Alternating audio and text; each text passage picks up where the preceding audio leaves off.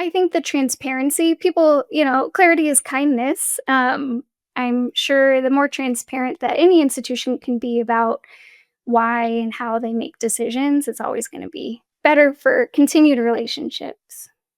Yeah, no, I think it's really helpful and important. And I think, oftentimes when we share that, people will then, come back with a different offer, right? They'll say, oh, maybe this, will fit better with the mission. And oftentimes it is, of a different quality or fits, the study mission in a different way. So, find setting those boundaries and yeah, educating, being transparent. I think they're always to the good.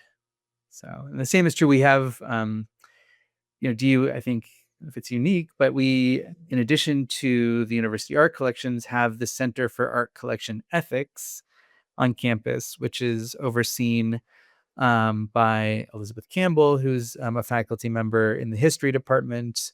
And then the sort of deputy director is a woman named Nessa Kerr, who was our collections manager formerly.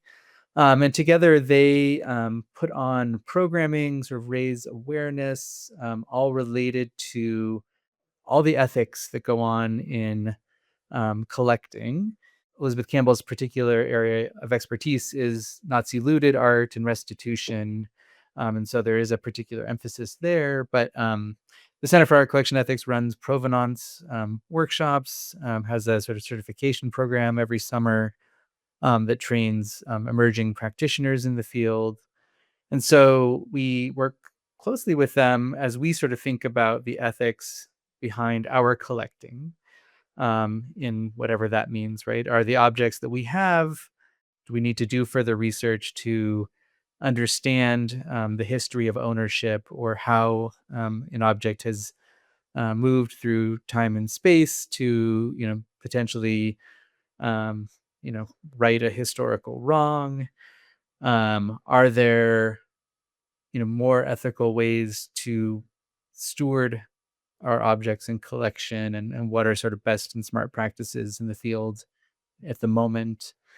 So having this sort of center on campus, we, yeah, I think really are fortunate that we can sort of work with our students on these things, because then those students who then go on to museum careers will sort of be model practitioners in this, I think, growingly important domain of museums and collecting work.